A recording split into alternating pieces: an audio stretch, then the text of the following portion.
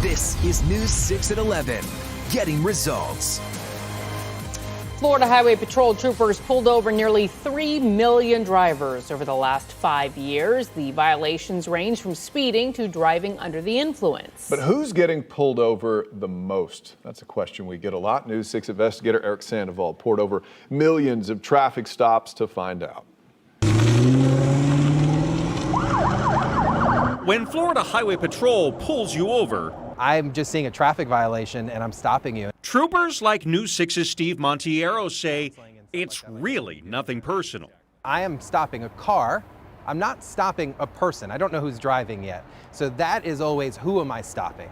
It's the mystery behind every traffic stop. So let me stop you right there. So when a car passes you and you see a potential violation, you don't see who the driver is. 9 times out of 10, you don't. There's a lot of perception about racial profiling in traffic stops. Lieutenant Kim Montez says FHP is combating that perception by using an additional piece of software that's called the Traffic Stop Data Report. Why did we stop somebody? Their age, their race, their sex. Was there passengers in the vehicle? She says troopers are required to fill out this screen after every traffic stop. If there's ever a complaint on a trooper, if there's ever a complaint in an area, we're able to go pull that data back and look and see what is actually going on. So what does that data show? News 6 got a hold of the last 5 years worth of pullovers throughout the entire state. And during that time, we found out troopers stopped more than 2.8 million drivers. The data shows 55% of them were white, 22% were black, 18% were Hispanic, and 3% were Asian or Pacific Islander. You can see here those numbers are close to the census breakdown of the entire state.